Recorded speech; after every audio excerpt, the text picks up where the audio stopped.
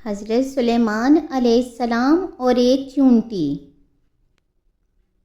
یہ واقعہ حضرت سلیمان علیہ السلام اور ایک چونٹی کے بارے میں ہے۔ حضرت سلیمان علیہ السلام حضرت داؤد علیہ السلام کے فرزند ہیں۔ یہ اپنے مقدس باپ کے جانشین ہوئے اور اللہ تبارک و تعالی نے ان کو بھی نبوت اور سلطنت دونوں سعادتوں سے سرفراز فرما کر تمام روئے زمین کا بادشاہ بنا دیا، اور 40 برس تک آپ علیہ السلام تخت سلطنت پر جلوہ گر رہے۔ جنوں، انسان اور شیاطین اور چرندوں، پرندوں اور درندوں پر سب پر آپ کی حکومت تھی۔ سب کی زبانوں کا آپ علیہ السلام کو علم عطا کیا گیا، اور طرح طرح کی سنتیں آپ علیہ السلام کے زمانے میں بروے کار آئیں۔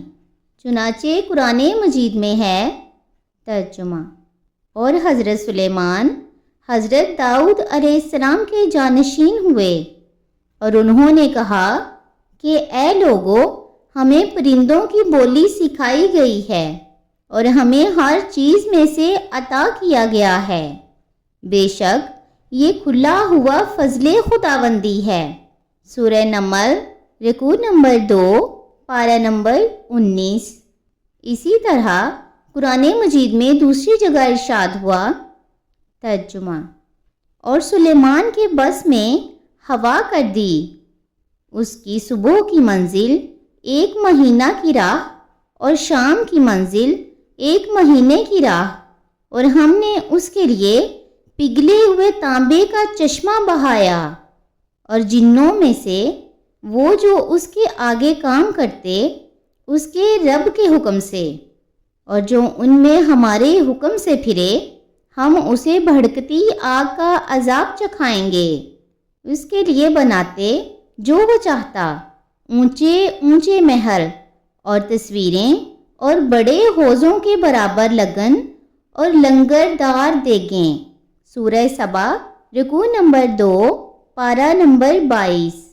روایت ہے کہ ایک مرتبہ حضرت سلیمان علیہ السلام جنوں، انس وغیرہ اپنے تمام لشکروں کو لے کر طائف یا شام میں وادی نمل سے گزرے، جہاں چونٹیاں باکثرت تھیں۔ تو چونٹیوں کی ملکہ، جو کہ مادہ اور لنگڑی تھی، اس نے تمام چونٹیوں سے کہا کہ اے چونٹیوں، تم سب اپنے گھروں میں چلی جاؤ، ورنہ حضرت سلیمان علیہ السلام اور ان کا لشکر تمہیں بے خبری میں کچل ڈالے گا۔ چونٹی کی اس تقریر کو حضرت سلیمان علیہ السلام نے 3 میل کی دوری سے سن لیا اور مسکرا کر ہنس دیے۔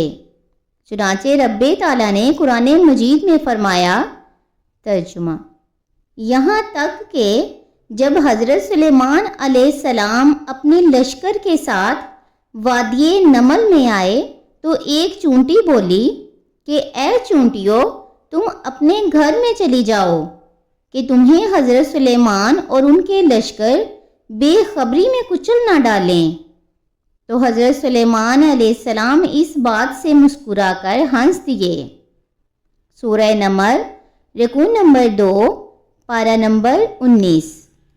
درس ہدایت: اس قرآنی واقعہ سے چند اسباق ہدایت معلوم ہوتے ہیں۔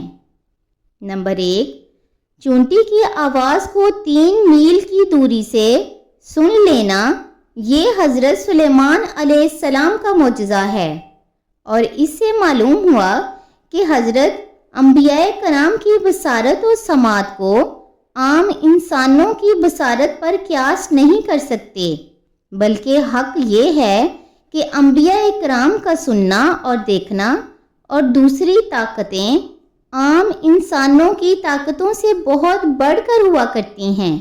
نمبر 2، چونٹی کی تقریر سے معلوم ہوا کہ چونٹیوں کا بھی یہ عقیدہ ہے کہ کسی نبی کے صحابی جان بوجھ کر کسی پر بھی ظلم نہیں کر سکتے، کیونکہ چونٹی نے وَهُمْ لَا يَشْعُرُونَ کہا، یعنی حضرت سلیمان علیہ السلام اور ان کی فوج اگر چونٹیوں کو کچل ڈالیں گے تو بے خبری کے عالم میں لاشعوری طور پر ایسا کریں گے، ورنہ جان بوجھ کر ایک نبی کے صحابی ہوتے ہوئے وہ کسی پر بھی ظلم و زیادتی نہیں کریں گے۔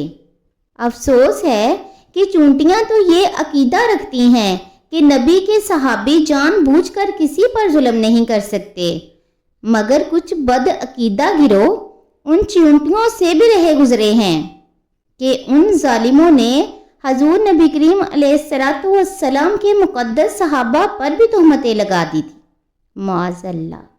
یہ بھی معلوم ہوا کہ حضرت انبیاء کرام علیہ السلام کا ہنسنا تبسم اور مسکراہٹ ہی ہوتا ہے، جیسا کہ احادیث میں وارد ہوا ہے کہ یہ حضرات کبھی کہا لگا کر نہیں ہنستے۔